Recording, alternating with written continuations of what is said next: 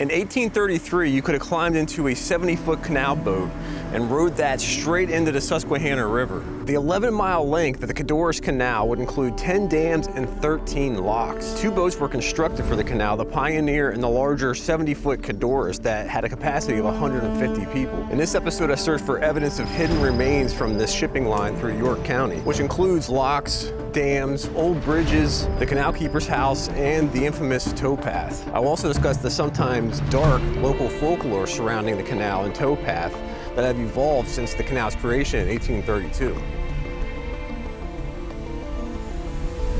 There are remnants of the tow road down there. Okay, almost made it to the mouth. This storm's right above me. It's about to start pouring any second now.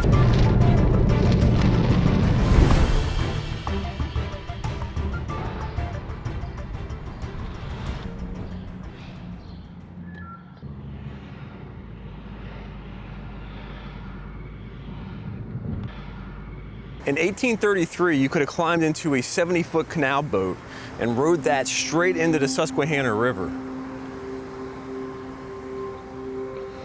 Unfortunately, in 1933, the canal house that was on the other side of the water here was torn down due to damage from flooding. The canal house was the base of operations for the boat landing right here. In 1976, they built a replica of the original courthouse that was located in the Continental Square. That original courthouse was torn down at some point to expand operations, but they ended up building that replica there in '76.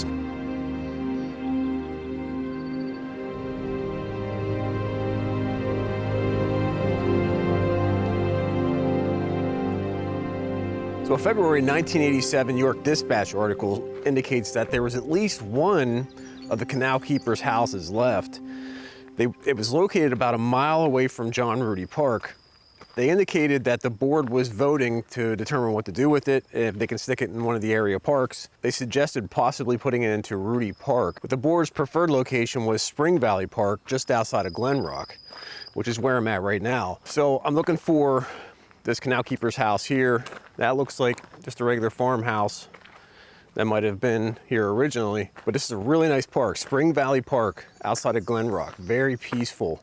And the newspapers indicated that the board thought that Spring Valley Park would fit for the canal keeper's house because it fit into their historical and nature theme that they wanted to go with this place. But man, this is really nice.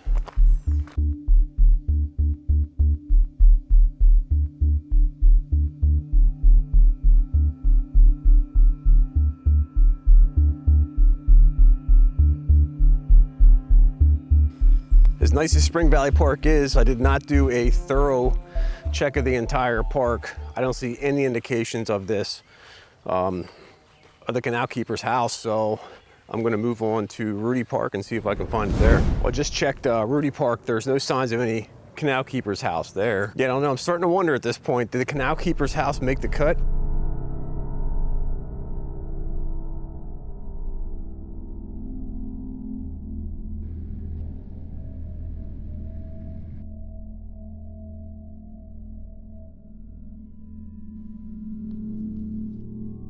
If you're a local to this area, you probably heard of Toad Road.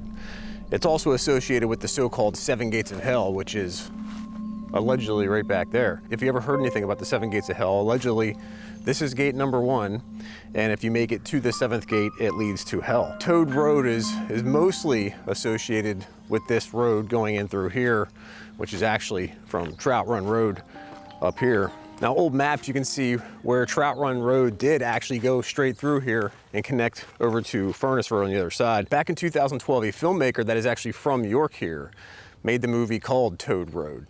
It's a very interesting movie. I highly recommend you check it out. It's not what I originally thought it would be. It's kind of a blend of documentary / horror movie. It's a unique blend of it, and he did some incredible filming in the thing. He makes some beautiful films. The theme of that movie was addiction. One of the saddest things about that movie is what happened to the actress, Sarah Ann Jones. When Jason picked her to act for this movie, she was just starting out.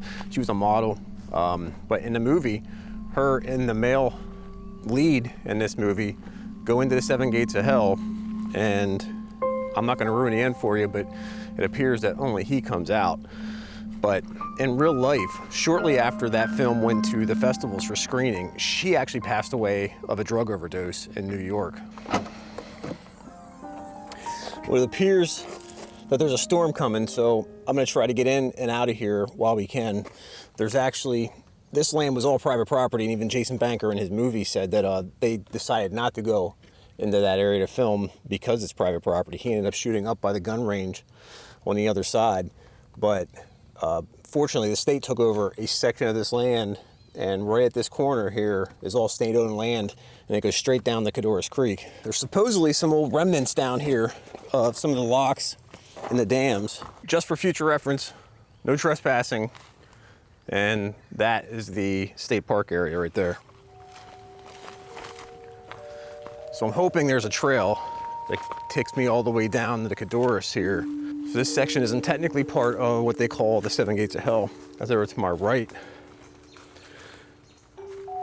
But the name Toad Road is believed by most historians and anybody that knows the history of this area to be derived from Tow Road, which was the actual tow road for the canal. All right, this is pretty thick, so I'm hoping I can get through here. I already almost stepped on one black snake over there at the that first park. Actually, I think it was two of them all tangled up. But the Codorus Canal all started back in 1820 when York businessmen were starting to get concerned about York Haven's industrialism. They were quickly gaining ground on commerce in that area, largely due to the canal that they put in place. The Conewago Canal was put in place in 1796, but mill operations were quickly building up there, and York businessmen were starting to worry about that as competition. So they devised a plan to build a canal of their own on the Codorus Creek. By 1825, a charter was granted to these businessmen to start what they called the Codorus Navigation Company. That would entail 11 miles of the Codorus Creek from York City to the Susquehanna River, including 10 dams and 13 locks. Man, I was told by someone how nice this section of the park property is. It is really nice.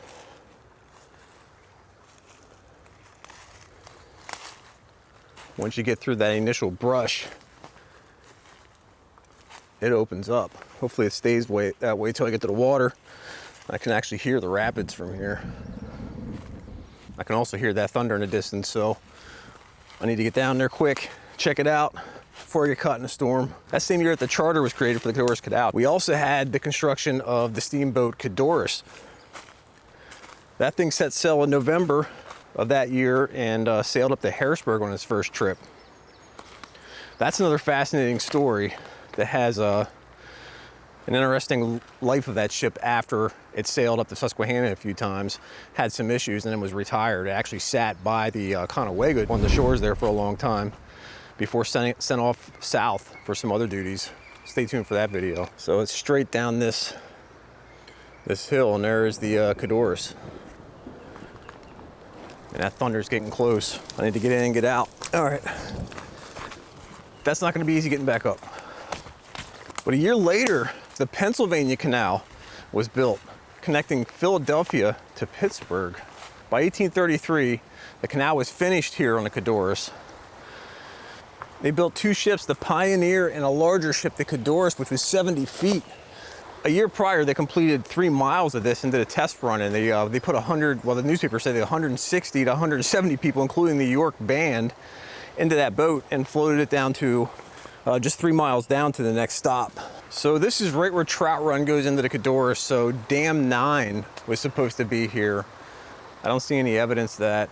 I was told to come down here in the winter, and I would probably see it better, but it's growing up pretty good right now. I mean, there's a chance that I am standing inside the dam because there was a significant drop on the Codorus in this point that they had to build up to.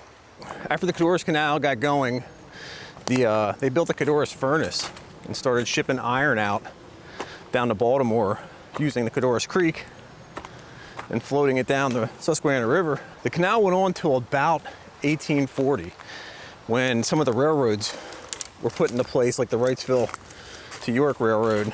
That pretty much shut down need for any inefficient canal operations.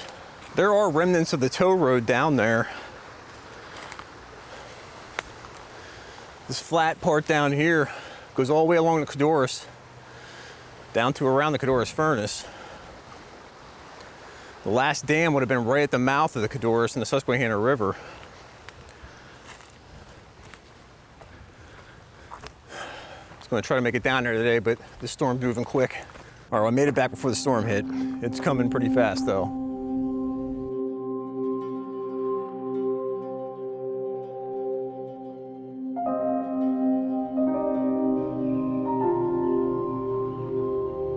All right, the storm didn't quite hit yet. I'm gonna try to make it down to the mouth of the Codorus here before it does. That is where the final lock was situated, right at the mouth.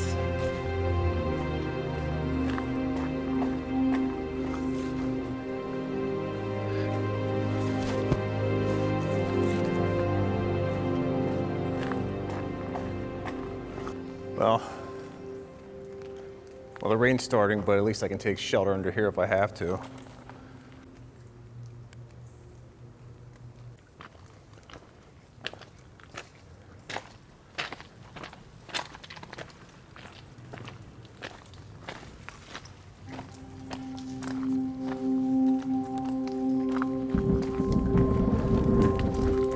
Okay, almost made it to the mouth, but this storm's right above me.